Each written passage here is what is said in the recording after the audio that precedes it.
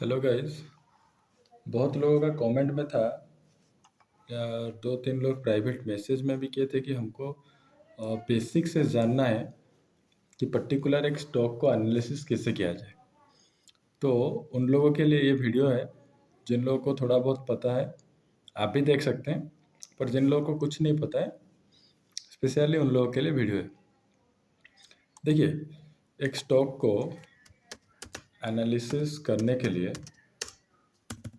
Analysis of A stock, उसके लिए ना दो तरीका है। कितना है? बस दो ही तरीका है। क्या क्या है? एक हो गया फंडामेंटल, एक हो गया आपका फंडामेंटल, और एक हो गया आपका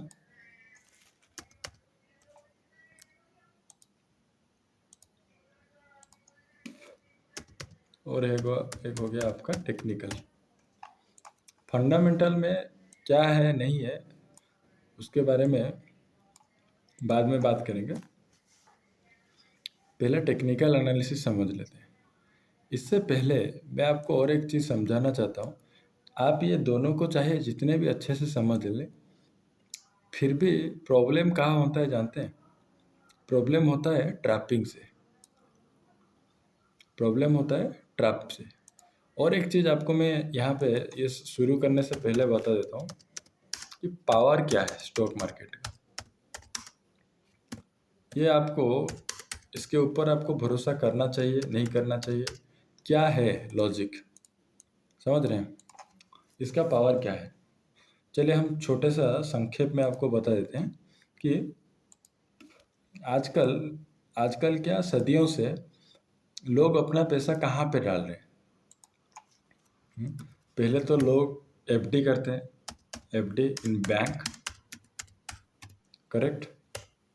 फिर लोग क्या करते हैं? फिर लोग आपका हो गया जैसे एलआईसी में बहुत सारे लोग पैसा इन्वेस्ट करते हैं। थर्ड क्या हो गया? थर्ड में आप लोग ऐसे बहुत तरह तरह का इंश्योरेंस होता है, या फिर म्यूचुअल फंड। म्यूचुअल फंड तो हालांकि अभी लॉकडाउन के बाद ही ज़्यादा एक्टिव हुआ है। उससे पहले लोग यही जो आपका तरह तरह का इंश्योरेंस होता है, हालांकि एलआईसी भी एक इंश्योरेंस है पर वो गवर्नमेंट का है। और प्राइवेट इंश्योरेंस भी बहुत होता है जहाँ पे लोग पहले इन्वेस्ट किया करते थे, ठीक है। तो मेरा अभी सवाल यही है आपसे, आपका एफडी कितना है? बैंक आपको एफडी अभी कितना दे रहा है? I think 7%। एलआईसी का भी अगर आप लोग उसका कंपाउंड इंटरेस्ट जो भी निकालेंगे, यानी कि आप 2 लाख 3 लाख देंगे, तो वो आपको मैच्योरिटी खत्म होते होते वो डबल करके देता है। कितना करके देता है? 2x करके देता है। एलआईसी आपको 2x करके देता है। और ये म्यूचुअल फंड और ये जो इंश्योरेंस वाला का उनका एक कंपाउंड इंटरेस्ट कैलकुलेट होता है जो कि करीब करीब 15% का होता है। ये तो हम लोग बात कर लिए कि मतलब रिटर्न कितना आता है, करेक्ट। ये लोग रिटर्न कितना देते हैं। आपको मैं एक छोटा सा सवाल यहाँ पे पूछता हूँ, हालांकि मैं यही मान के चल रहा हूँ कि आप लोगों को पता होगा इसके बारे में। इन लोगों का जो कमीशन एजेंट होते हैं ना, यानी कि जो लोग ये सब प्रीमियम आपसे लेके करवाते हैं,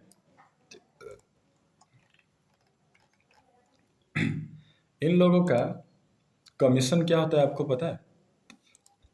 एक एक अगर यानी कि आप अगर 1 लाख या 2-3 लाख का एक प्रीमियम करते हैं, तो यहाँ पे आपको 10 से यानी कि 10% करीब आपको कमीशन मिलता है। 10 से 15% करीब आपको जो है कमीशन मिल जाता है। तो भैया मेरे को आप लोग एक चीज़ बताइए, ये लोग क्या कर रहे हैं?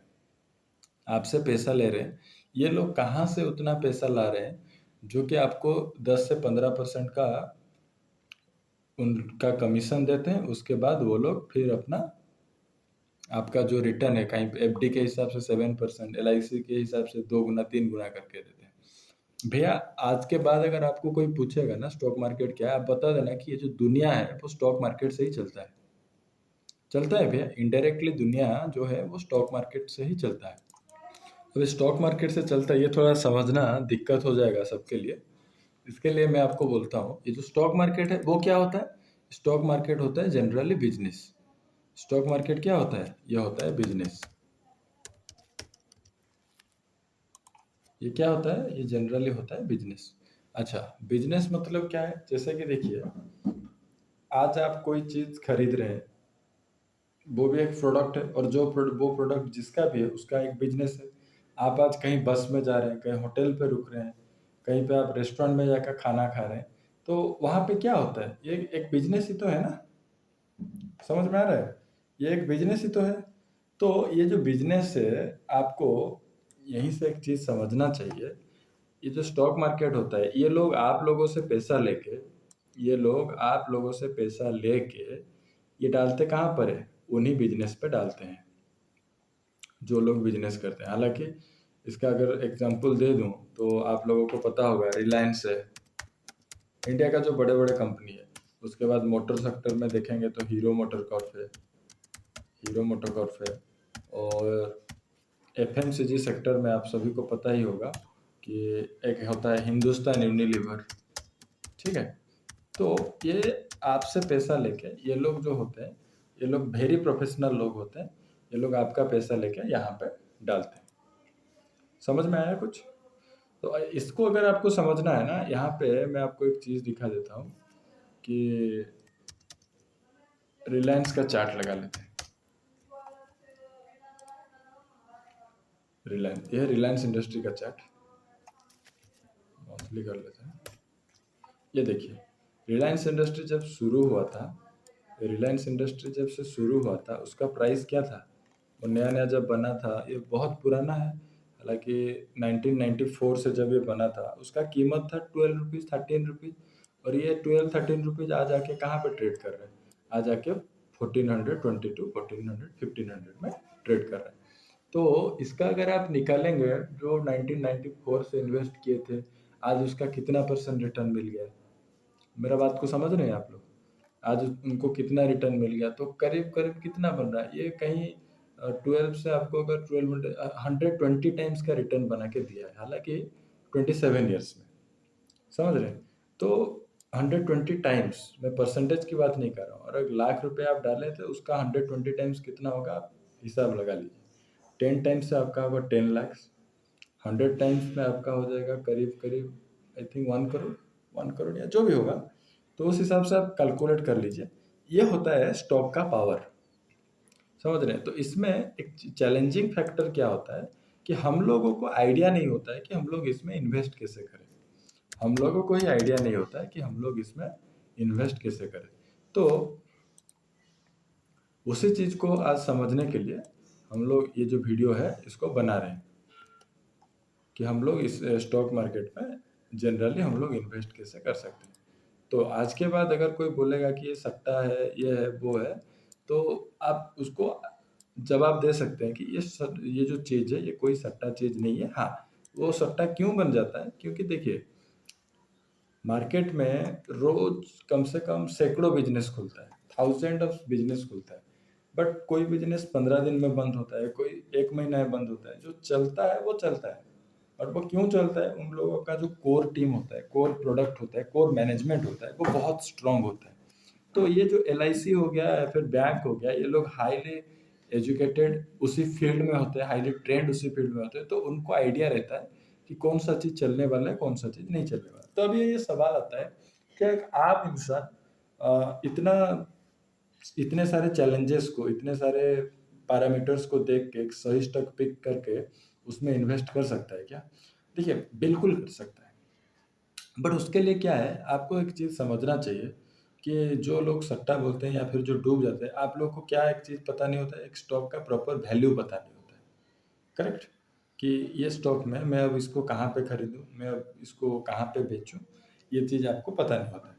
तो उसके लिए हमने जैसे बात किया कि दो अप्रोच होता है। पहला अप्रोच होता है फंडामेंटल, दूसरा अप्रोच होता है टेक्निकल। अब टेक्निकल का क्या सीन है? फंडामेंटल का देखिए वो बहुत ही लंबा हो जाएगा, हालांकि कभी बनाएंगे उसके बारे में बात करेंगे।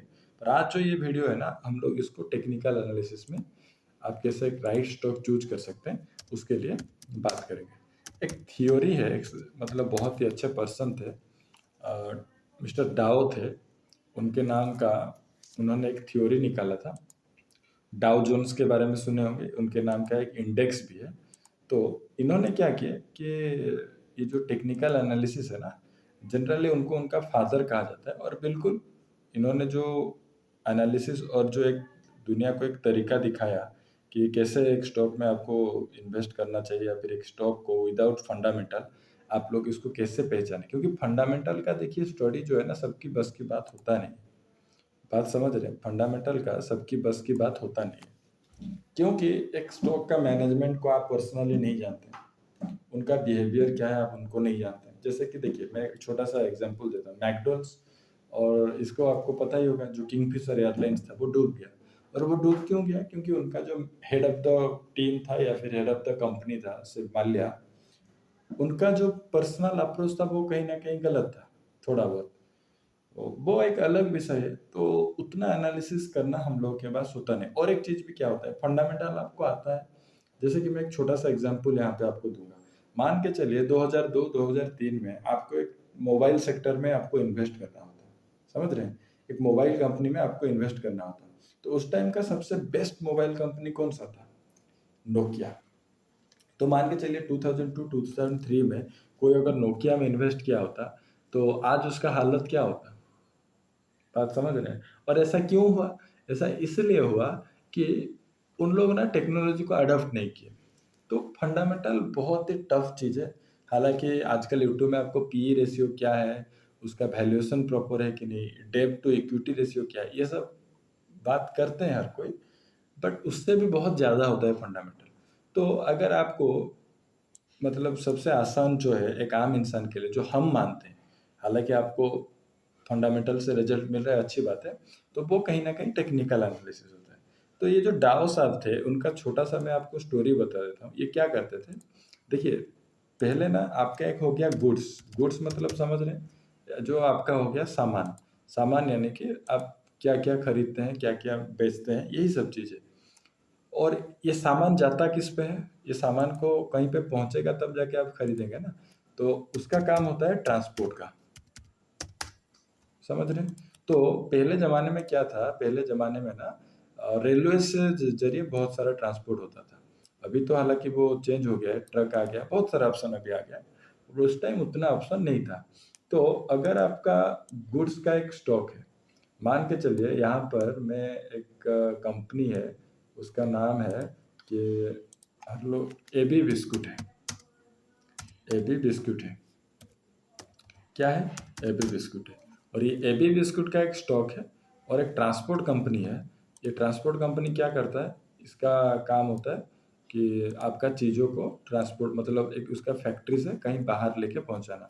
और ये ट्रांसपोर्ट कंपनी का नाम है, मान के चलिए, सीडी ट्रांसपोर्ट कंपनी।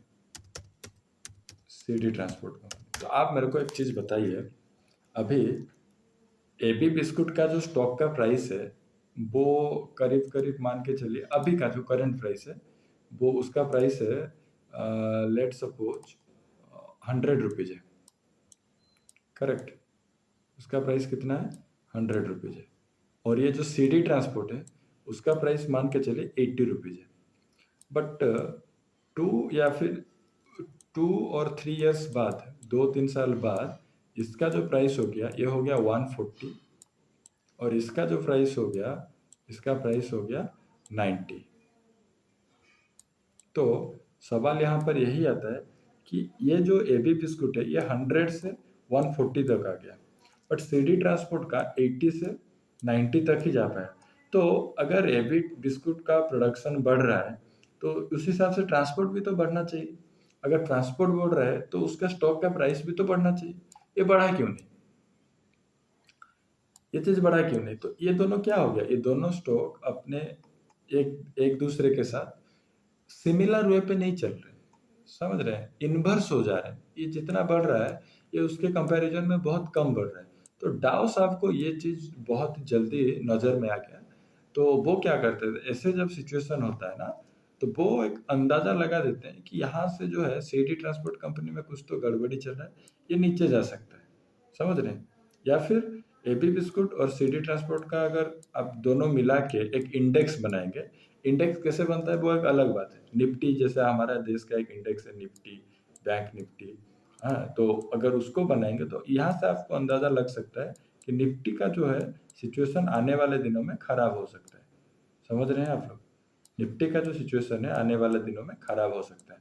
तो उस हिसाब से वो एक आइडिया लेके चल रहे थे।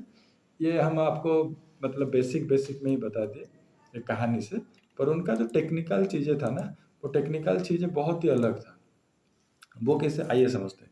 उनको क्या कहना था कि देखिए स्टॉक का ना हमेशा ट्रेंड होता है, हर चीज़ का ट्रेंड होता है, जैसे प्रोडक्ट का ट्रेंड होता है, बहुत सारे चीज़ों का ट्रेंड होता है। तो जब कोई चीज़ ट्रेंड में होता है, ट्रेंड का मतलब समझ रहे हैं, जैसे कि छोटा सा अगर आम भाषा में एग्जांपल दो, पहले ना स्लो मोशन गाना का थोड़ा ट्रेंड था, फिर उसके बाद पॉप म्यूजिक आया, फिर उसके बाद आपको जो डिस्को जॉकी है, डीजे म्यूजिक, ये सब का ट्रेंड बदलता गया बदलता गया। तो यहाँ पे क्या होता है ना, स्टॉक का भी ऐसे ट्रेंड होता है, और ये ट्रेंड कितना होता है, 3 ट्रेंड होता है। कितना होता है, 3 ट्रेंड होता है। पहला वाला क्या होता है, पहला वाला होता है अप ट्रेंड, सॉरी सॉरी, एक सेकंड। पहला वाला क्या होता है, क्या हो रहा है ये, एक सेकंड। तो पहला वाला होता है क्या, अप ट्रेंड। और एक ट्रेंड क्या होता है, और एक ट्रेंड होता है डाउन ट्रेंड। और एक ट्रेंड क्या होता है, और एक ट्रेंड होता है साइडवेज। यानी कि ये कहीं भी नहीं है, ये ना ऊपर की है ना नीचे की तरफ है। अभी समझेंगे हम लोग अप ट्रेंड क्या है, डाउन ट्रेंड क्या है, आसान भाषा में समझेंगे। आप बस धैर्य बना के रखिए और वीडियो को आगे देखते जाइए। तो अभी हम लोग को क्या पता चल गया कि ये होता है ट्रेंड। अच्छा चलिए, अब ट्रेंड क्या होता है कि मान के चलिए, इसको समझने के लिए ना आपको एक चीज़ समझना पड़ेगा कि मैं आपको एक सिनेरियो देता हूँ। वो सिनेरियो ये है कि मान के चलिए ये एक है, ये एक लाइन है और ये एक लाइन है। आप लोगों में से सबको क्रिकेट के बारे में पता ही तो होगा। इधर नीचे में ओवर लिखा गया है, क्या लिखा गया है, ओवर लिखा गया है। ये 3 ओवर, ये ओवर लिखा गया है, और इसके ऊपर क्या लिखा हुआ है, रन लिखा गया है। पता है ना रन क्या होता है, रन लिखा गया है। अभी मान के चलिए यहाँ पर जो स्कोर है वो 10 है, उसका ऊपर 20 है, उसका ऊपर 30 है, उसका ऊपर रुकिए रुकिए इसको अच्छे से बनाते हैं, एक सेकेंड। अभी ऊपर क्या है, ऊपर स्कोर है, नीचे क्या है, नीचे ओवर है। तो इधर ऊपर जो है एक है 30 है,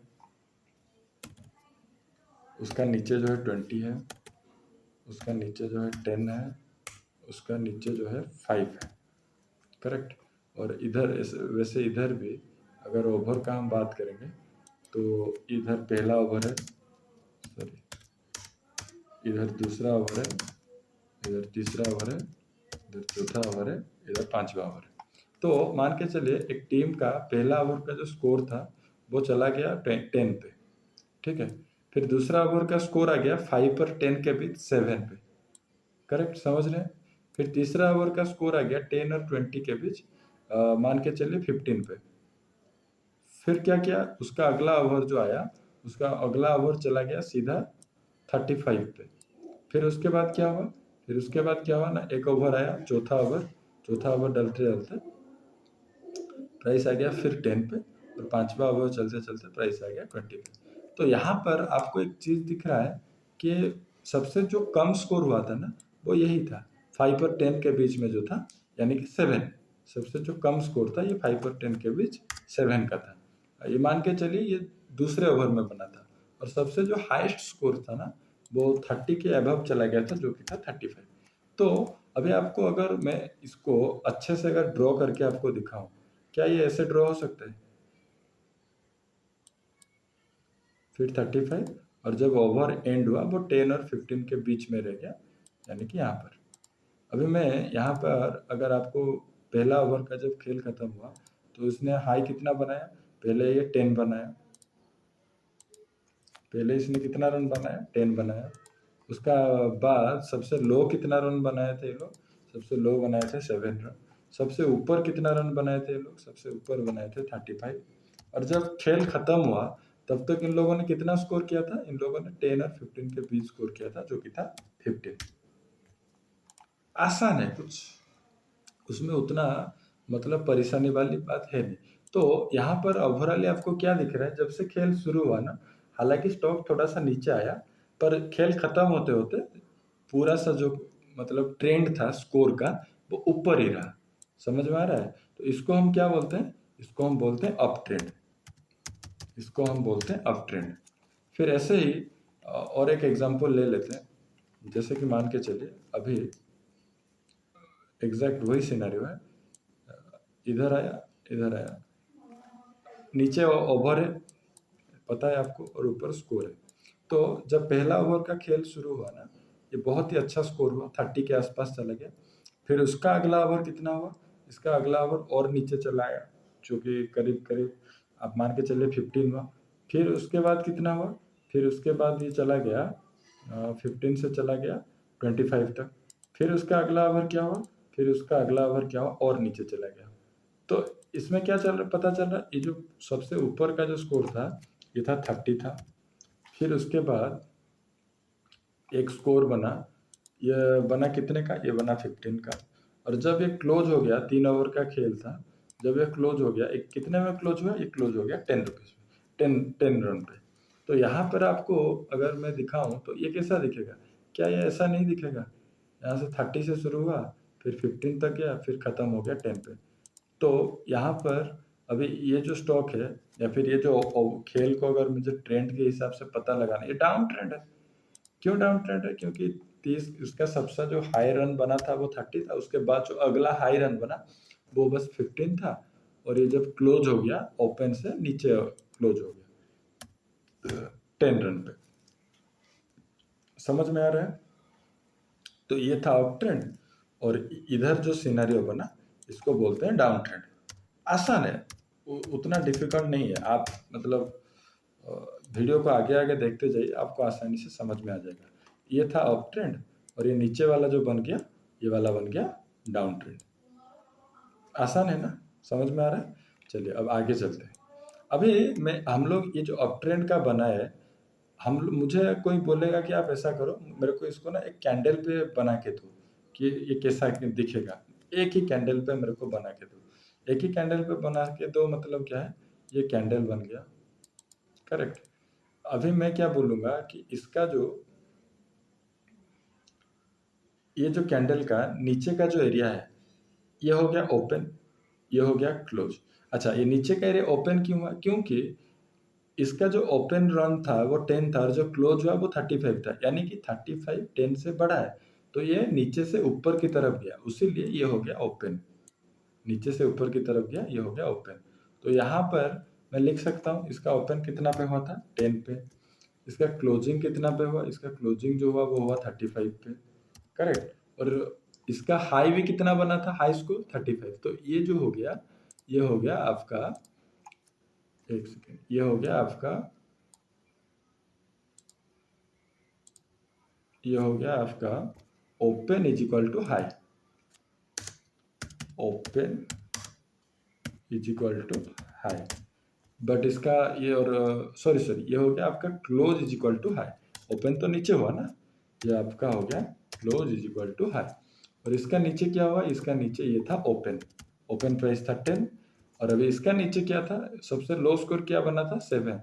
यानी कि यहाँ से एक ऐसे छोटा सा विग बनेगा, और ये हो जाएगा आपका कितना? ये हो जाएगा आपका 7। समझ में आया कुछ? और ये कलर जैसे प्राइस नीचे से ऊपर की तरफ गया था, तो तभी इसका कलर क्या हो जाएगा? तभी इसका कलर बन जाएगा ग्रीन। इसका कलर बन जाएगा ग्रीन। इसीलिए आप जब स्टॉक में देखते हैं तो ग्रीन कलर का कैंडल, रेड कलर का कैंडल ऐसे बनता है। ठीक है, तो आप कैंडल से आप समझ में आ गया कि स्टॉक ट्रेंड क्या है। और इसको, ये तो लाइन चार्ट पे हम लोग देख रहे थे, जब हम इसको कैंडल स्टिक के फॉर्मेशन में देखेंगे तो वो यही ऐसे दिखेगा। इतना तक समझ में आ गया? आशा करते हैं सबको समझ में आया। और एक बात सुनिए, आपको अगर ये चीज़ समझ में नहीं आ रहा, आप कमेंट में भी लिखिए। और चैनल के नीचे ना एक व्हाट्सअप नंबर भी दिया गया है, वो बिल्कुल फ्री है। ये सब छोटी छोटी बात बताने के लिए आपको कोई मतलब ट्रेडिंग सेशन ये सब का फीस दो, ये सब हम नहीं करते। आप व्हाट्सअप करिए, आपको फुल सपोर्ट किया जाएगा। तो ये हो गया आपका अप ट्रेंड डाउन ट्रेंड, अभी तक क्लियर हो गया। तो चलिए हम लोग सीधा फिर आ जाते हैं, कहाँ पे आते हैं कि डाउ थ्योरी। देखिए डाउ थ्योरी डाउ थ्योरी के हिसाब से ना 3 ट्रेंड हो गया। जैसे हम बात कर लिए डाउ थ्योरी के हिसाब से 3 ट्रेंड हो गया। तो अप ट्रेंड का हमको क्या आइडिया लग गया कि अप ट्रेंड ऐसे होता है भैया, एक हायर हाई बनाता जाता है, हायर लो बनाता जाता है। तो ये हो गया अप ट्रेंड। अभी ये हायर हाई हायर लो क्या है, देखिए ये एक हाई बना पहला हाई, फिर उसके बाद ये एक हाई बना दूसरा हाई, फिर एक तीसरा हाई बना, करेक्ट। फिर ये एक लो बना, ये एक दूसरा लो बना। अच्छा ये जो लो है और बाद में जो लो बना, ये पिछली वाले लो से ऊंचा है कि नहीं है? ऊंचा मतलब समझ रहे हैं? तो इसके ऊपर है कि नहीं है? फिर उस जब पहला हाई बना, जब दूसरा हाई बनता है उससे ऊपर है, तीसरा है उससे ऊपर है। तो ये क्या बनाता जा रहा है? ये बनाता जा रहा है higher high and higher low. Exactly जब कोई स्टॉक ऐसा आएगा, ऊपर से नीचे आएगा, फिर एक छोटा सा हाई बनेगा, फिर उसका जो लो होगा पहले वाले लो से और भी लोअर होगा, और उसका जो हाई होगा पहले वाले हाई से और भी लोअर हाई होगा। यानी कि इसका जो पहला हाई है, फिर जब दूसरा हाई बनता है वो पहले हाई से कम है, तीसरा हाई पहले हाई से कम है, और ऐसे ही पहला जो लो बनता है ये लो बन गया, और जब अगला लो बना पहला लो से वो लोएस्ट लो है। तो ये क्या हो गया, ये क्या बना रहा है? ये बना रहा है उसका opposite, lower high and lower लो। आसान है, समझ में आ रहा है? तो अभी हम लोग ये स्टॉक में बाय कैसे करते हैं, वो तो बहुत ही बाद की बात है, ऐसे कोई बाय मत कर लेना आप जाके। हम बस ये आपको मतलब सीखने के लिए या फिर जानने के लिए बता दे रहे हैं कि हम लोग अभी इसमें कैसे बाय करेंगे। मान के चलिए ये अप ट्रेंड का स्टॉक है, यहाँ पर एक हायर हाई बन गया। तो जब ये प्राइस ऐसे नीचे आता होगा और ये जो प्रीवियस लो पे सपोर्ट ले रहा होगा प्रीवियस लो के ऊपर, क्या हम लोग यहाँ पे बाय कर सकते हैं? बिल्कुल कर सकते हैं। देखिए इससे कोई बाय नहीं करेगा, ये बस आपका जानकारी के लिए हम बता दे रहे हैं। हमको पता है ये अप ट्रेंड का स्टॉक है, ये पहला हाई बना था, ये दूसरा उससे भी ऊंचा हाई बना, फिर जब एक पुल बैक आ रहा है, क्या हम लोग यहाँ पे बाय कर सकते हैं? जी हाँ, बिल्कुल कर सकते हैं। ऐसे ही जब ये प्राइस ऐसे नीचे है और एक लोअर हाई बना रहा है, ये हाई से ये हाई नीचे है, तो क्या हम यहाँ पे शॉर्ट कर सकते हैं? बिल्कुल कर सकते हैं। समझ में आ रहा है? बिल्कुल कर सकते हैं। तो ये बन गया आपका हायर हाई हायर लो का कॉन्सेप्ट। अभी आगे हम लोग देखेंगे कि स्टॉक में अगर बाय सेल करना भी है तो कैसे करना है, और स्टॉक में ट्रैपिंग कैसे होता है। देखिए अभी यहाँ पे आप लोग पहले भी ये चीज़ के बारे में वाकिफ होंगे, एक सपोर्ट होता है और एक रेजिस्टेंस होता है। मान के चलिए ये ऊपर एक छत है, ठीक है, ये ऊपर एक क्या है, एक छत है, और नीचे वैसे भी क्या है, एक जमीन है। नीचे क्या है, एक जमीन है। मैं यहाँ से खड़ा होके ऊपर कुछ चीज़ फेंकूंगा, ठीक है, ये ऊपर कहाँ तक जा सकता है? ऊपर कहाँ, जहाँ तक इसको रोकने के लिए एक सरफेस आ जाए, और वो सरफेस क्या है, ये वाला है। और ऐसे ही जब ये ऊपर लग जाएगा, ये नीचे कहाँ तक आ सकता है? उसको भी नीचे रोकने के लिए एक सरफेस होना चाहिए, यहाँ तक है। फिर ये क्या करेगा, फिर ये ऊपर जाएगा, फिर ये नीचे आएगा। तो सवाल यहाँ पर यही है, पहला जो क्वेश्चन है, ऊपर जाने के लिए ये क्या कर रहे हैं, उसको रोक रहा है, तो हम इसको रेजिस्टेंस बोल सकते हैं, बिल्कुल बोल सकते हैं। इसको क्या बोल सकते हैं, इसको सपोर्ट बोल सकते हैं, जी हाँ बिल्कुल बोल सकते हैं। बट सवाल यही है, क्या हमेशा स्टॉक ऐसा ही जाता है? हमेशा तो ऐसा नहीं जाएगा ना। आप अभी अगर एक बॉल को ऊपर फेंकेंगे तो ग्रेविटी भी है, तो उस तरह से जैसे ग्रेविटी से वो बॉल का फोर्स रिड्यूस होता जाता है। यानी कि पहले अगर एक बॉल मैं ऊपर फेंक दिया और ये जमीन से टकरा के नीचे आ गया, तो उसका अगली बार ये बॉल जाके उसी छत को टच करेगा, उसका कोई गारंटी नहीं है। क्यों? क्योंकि उसका फोर्स कम हो गया। उसका फोर्स क्या हो गया, कम हो गया। वैसे अगली बार भी अगर नीचे ये आता है तो फिर अगर ये ऊपर जाएगा तो इसका फोर्स क्या हो गया, इसका फोर्स कम हो गया। फिर अगली बार अगर ऊपर जाता है तो उसका नीचे आता है, तो जब ये अगली बार ऊपर जाएगा फिर ये क्या करेगा, फिर इसका फोर्स कम हो जाएगा। और ये कब तक होगा, जब तक इसको हम नेचुरल फ्लो में जाने देंगे। हालांकि जब नीचे आ रहा है अगर पकड़ के फिर फोर्स दे देंगे तो फिर ये ऊपर जाके टच कर लेगा। अगर हम इसको टच नहीं कर रहे हैं तो वो इसी डायरेक्शन में चलता रहेगा, ठीक है। अब चलिए देखते हैं कि इसको अगर हम प्रोफेशनली और थोड़ा अच्छे से समझेंगे तो कैसे समझ सकते हैं। यहाँ से मान के चलिए एक फोर्स गया, फिर यहाँ से नीचे आ गया, करेक्ट, इतना समझिए पहले। तो अभी यहाँ पर ये जो एरिया था, ये एरिया पे कुछ तो था, ये जो एरिया है ये एरिया पे कुछ तो था, और वो कुछ क्या था, ये एरिया पे फोर्स था। ये जो एरिया है ये एरिया पे फोर्स था, समझ में आ रहा है। तो ये जो एरिया को यहाँ पे जब प्राइस ऊपर जा रहा है, यहाँ पे कुछ फोर्स था करके वो स्टॉक नीचे आया। ओके, अभी अगर मान लो यही सेम प्राइस ऊपर जाएगा, ऊपर तरफ जाएगा, तो हमारा प्रोबेबिलिटी क्या है, इसके फिर नीचे आना चाहिए। बट यहाँ पर ये नीचे नहीं आता है, इसको ब्रेक करके ऊपर चला जाता है। तो इसका मतलब क्या था कि यहाँ से जो फोर्स डाला गया था, हम लोग जब पहले बात किए कि अगर वो नेचुरली चलता तो नो डाउट नीचे आ जाता, फिर इसके ऊपर ना एक फोर्स डाला गया, तभी जाके वो ये जो एरिया है ये एरिया को तोड़ दिया, समझ में आ रहा है। तो ये एरिया को तोड़ दिया, ये एरिया अभी क्या हो गया हमारे लिए, ये एरिया हो गया हमारे लिए पॉइंट ऑफ एक्शन, ठीक है। ये एरिया हो गया हमारे लिए पॉइंट ऑफ एक्शन, समझ में आ रहा है। ये एरिया क्या हो गया, ये एरिया हो गया, एक सेकंड रुकिए,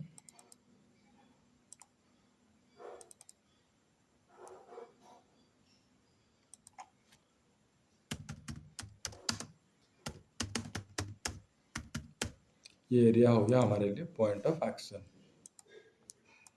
ठीक है। तो अभी जब स्टॉक यहाँ पर ऊपर गया, ये तो पहले रेजिस्टेंस की तरह काम कर रहा था, तो अभी हम लोग यहाँ पे अगर बाय करना है, हमको कैसे बाय करना है कि ये जो स्टॉक है ना, इसको फिर नीचे आने दीजिए, ठीक है। और ये एरिया से जब ऐसे वो बाउंस करके जाएगा, हम लोग यहाँ पर अपना पोजीशन या फिर बाइंग ऑर्डर प्लेस करते हैं। ये बहुत ही बेसिक चीज है, इसको देख के अगर आप पैसा लगाएंगे ना, आप डूब के मरेंगे।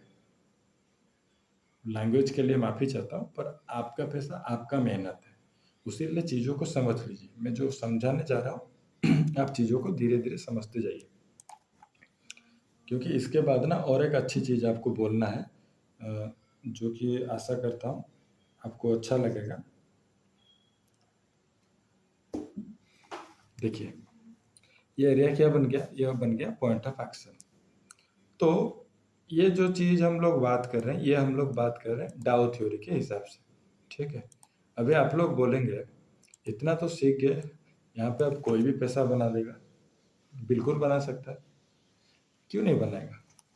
लेकिन प्रॉब्लम क्या होता है ना, यहाँ पे आप लोग खुद से सवाल नहीं करते, और वो सवाल क्या होता है, देखिए, जब यहाँ पर प्राइस जाता है, मुझे भी पता है प्राइस यहाँ से नीचे आ जाएगा, दुनिया में सबको पता है, क्योंकि यही बुक में लिखा गया है, यही डाउ थ्योरी में लिखा गया है, हर कोई जगह पे यही लिखा गया है कि ये रेजिस्टेंस से प्राइस नीचे आ जाएगा। तो आप भी यहाँ पर बेच देंगे, अगर यहाँ से नीचे जाने वाला है और मैं यहाँ नीचे से खरीदा हूँ, तो ऊपर बेचने में तकलीफ क्या है। पर ये ऊपर खरीद कौन रहा है, बात को समझ रहे हैं, ये ऊपर खरीद कौन रहा है, ये चीज हम लोग सवाल नहीं करते। अच्छा, इतना ऊपर अगर कोई खरीद रहा है तो ये बेचेगा कहाँ पे, भैया ये तो बिल्कुल ऊपर ही बेचेगा, बेचेगा ना। तो ये चीज क्या, हम लोग इतने चालाक है, यहाँ से अगर कोई खरीद रहा है तो उसको ऊपर बेचना है। हम लोग इस तरह से कभी सोचे थे क्या, नहीं सोचे थे। हम क्यों कर रहे थे, क्योंकि हम लोगों को जो दिखाया जाता है हम लोग उस हिसाब से चलते हैं, और एंड में हम लोग आ जाते हैं नुकसान पे। तो अगर मुझे यहाँ पे बाय करना था तो मैं कहाँ पे बाय करता, मैं इस एरिया पे बाय करता। हालांकि आगे जब जाएंगे हम लोग इसको चार्ट में भी देखेंगे, बिल्कुल वैसे ही जब एक स्टॉक ऐसे नीचे आता है और इधर बन जाता है, यहाँ पर क्या बन गया, यहाँ पर उसका बन गया पॉइंट ऑफ एक्शन। यहाँ पर क्या बन गया, ये बन गया point of action, point of action. क्या हो गया भाई,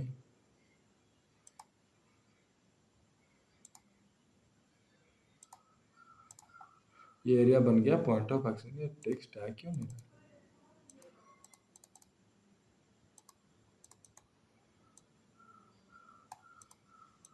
चलिए ये तो पता ही हो गया आपको, इसको मैं छोटा सा लिख देता हूँ। ये जो एरिया हो गया ये हो गया पॉइंट ऑफ एक्शन। तो वैसे भी जब ये स्टॉक यहाँ से आएगा और अगली बार यहाँ से, इसको थोड़ा बड़ा कर लेते हैं, और जब ये स्टॉक फिर आएगा, फिर यहाँ से नीचे जाएगा, और अब यहाँ से ही जब वो रिजेक्शन खा के नीचे की तरफ जा रहा होगा, हम लोग यहाँ पे ही बेच सकते हैं। करेक्ट, हम लोग यहाँ पर ही बेच सकते हैं, बिल्कुल बेच सकते हैं। तो यहाँ तक हमारा जो मतलब आपको जो समझाने का पॉइंट था ना, आप बेसिक चीज़ को समझ जाइए। पॉइंट ऑफ एक्शन क्या है और कौन सा चीज़ क्या है, उतना आप समझ जाइए। चलिए अब चलते हैं कि हम चार्ट पे एक स्टॉक का ट्रेंड कैसा है उसको कैसे पता लगाएंगे।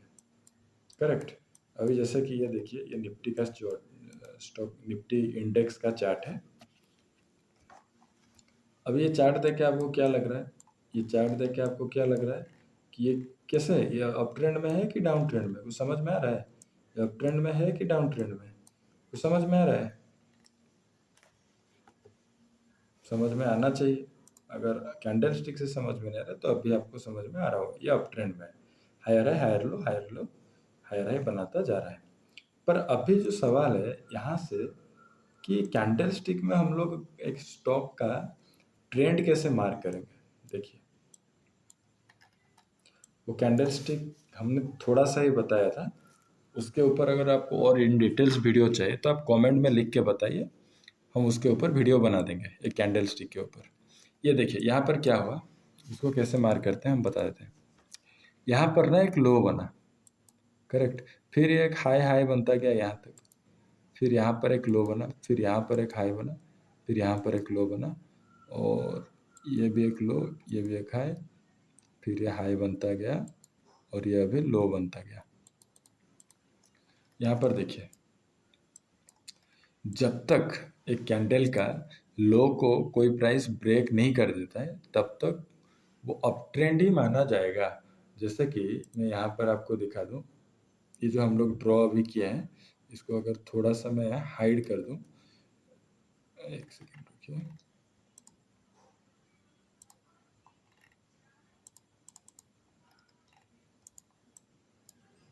हाइड क्यों नहीं हो रहा है? तो चलिए इसको पूरा हटा ही देते हैं। चलो भाई आप हट जाए, बाद में बना देंगे। तो ये जो स्टॉक था इसको मैं साइड में बना देता हूँ। वो यहाँ से पूरा ऊपर की तरफ गया, एक सेकेंड, वो यहाँ से पूरा ऐसे ऊपर की तरफ गया और हम लोग उसका जो लो यहाँ पर तक गया। इसके बाद क्या किया, इसी कैंडल ने, इसका जो रेड कैंडल है, अगला रेड कैंडल, इसने क्या किया, इसको लो को ब्रेक कर दिया। जब ये इसका लो को ब्रेक कर दिया तो हम लोग यहाँ से फिर एक लो ढूंढेंगे, फिर उसका अगला कैंडल उसका लो को ब्रेक कर दिया, और यहाँ पे देखिए 3 जनवरी का कैंडल ना, ये कैंडल को हाई ब्रेक किया, बट इसका जो पहले का जो स्विंग हाई था, क्या उसको ब्रेक किया था क्या? नहीं किया था। तो उसीलिए ये जो हाई है ना, इसको हम लोग मार्क नहीं करेंगे, इसको मार्क नहीं करेंगे। ये आपको शायद गलत आप लोग जहाँ पे सीखे थे, हालांकि हम भी गलत सीखे थे पहले, बट जब हम वो डाओ थ्योरी का जो लिटरेचर पढ़े तब हमको जाके पता चला। तो ये फेज में ये स्टॉक क्या था, ये फेज में ये स्टॉक साइडवेज था। ये जो 2 महीना था या फिर ये जो 1 महीना था, ये साइडवेज था। क्यों साइडवेज था? क्योंकि ना ये ऊपर की तरफ तोड़ा था ना नीचे की तरफ तोड़ा था। तो हम जो बात कर रहे थे ना, 3 ट्रेंड होता है, वो ऐसे होता है। फिर उसके बाद क्या हुआ, फिर उसके बाद ये वाला लो ने ये प्रीवियस लो को ब्रेक कर दिया, फिर यहाँ पर उसने भी एक हाई बनाया, क्या प्रीवियस हाई को तोड़ पाया? क्या नहीं तोड़ पाया। तो ये ऐसे डाउन ट्रेंड कंटिन्यू रहा। तो उसीलिए यहाँ पर एक बना हाई, यहाँ पर बना एक लो, समझ में आ रहा है? ये बन गया डाउन ट्रेंड। और हम लोग क्या बात किए थे कि पॉइंट ऑफ एक्शन, तो पॉइंट ऑफ एक्शन कौन सा था? पॉइंट ऑफ एक्शन था यही वाला, समझ में आ रहा है? पॉइंट ऑफ एक्शन कौन सा था? पॉइंट ऑफ एक्शन था यही वाला। तो अभी हम लोग कहाँ पे इन्वेस्ट कर सकते थे? हम लोग यहाँ पे इन्वेस्ट कर सकते थे। क्यों? क्योंकि याद कीजिए वहाँ पे भी हम लोग ऐसे कुछ ड्रॉ किए थे। ये होता है पॉइंट ऑफ एक्शन, और प्राइस कैसे जाता है, ऐसे ऊपर जाता है, फिर नीचे आता है, फिर इसको तोड़ता है, फिर ऐसे ऊपर जाता है, फिर नीचे आता है, ऊपर जाता है, फिर नीचे आता है, ऐसे रहता है। समझ में आ रहा है? यहाँ पे ऐसा ही कुछ बन रहा था ना। तो ये जो पॉइंट ऑफ एक्शन पहले किस तरह से काम कर रहा था, पहले ये काम कर रहा था रेजिस्टेंस की तरह, अभी ये किस तरह का काम कर रहा है, अभी ये काम कर रहा है सपोर्ट की तरह। तो इसको क्या बोलते हैं, जब रेजिस्टेंस सपोर्ट बन जाता है तो उसको क्या बोलते हैं, रेजिस्टेंस बिकेम सपोर्ट। इसको कहा जाता है एस आर फ्लिप या फिर R S flip, resistance became support, resistance support flip, इसको कहा जाता है आर एस फ्लिप। आसान है ना, इतना ही काम है। अगर बेसिक बेसिक की मैं बात करूँ, इतना ही काम है। आप लोग जाके चार्ट, ऐसा चार्ट ढूंढने की कोशिश कीजिए और यहाँ से अपना पोजीशन बनाइए। टारगेट क्या रखते हैं क्या नहीं रखते हैं उसको आगे जब हम आएंगे डिस्कशन करेंगे, पर ये एक बेसिक सा कॉन्सेप्ट था। आशा करते हैं आप लोगों को समझ में आया होगा। अगर समझ में नहीं आया होगा तो आप कमेंट में लिख के बता सकते हैं। और एक चीज़, छोटा सा चीज़ मैं यहाँ पे ऐड कर देता हूँ। जब ये जो देखिए यहाँ पर एक स्विंग लो बनता है, फिर अगला जो स्विंग लो बनता है वो कहाँ बनता है, वो यहाँ पर बनता है। तो इसमें क्या दिख रहा है हमको कि इसमें जो सेलिंग स्ट्रेंथ है उतना नहीं है, हालांकि ये स्टॉक डाउन ट्रेंड में नहीं है, ये अप ट्रेंड का ही स्टॉक है। और अभी इसमें क्या हो सकता है, अभी इसमें जो है एक बाइंग साइड की तरफ फोर्स आ सकता है। तो उसके बाद उसका अगला स्विंग कहाँ पे बना, यहाँ पे बना, जो कि हमारा आर एस फ्लिप के बाद बना। तो इसीलिए हम लोग यहाँ पे पोजीशन बनाते हैं और ये रैली हम लोग कैप्चर कर पाते हैं। समझ में आ रहा है? ठीक है, आज के लिए इतना ही। धन्यवाद। कोई अगर डाउट हो तो आप कमेंट में लिख के बता सकते हैं।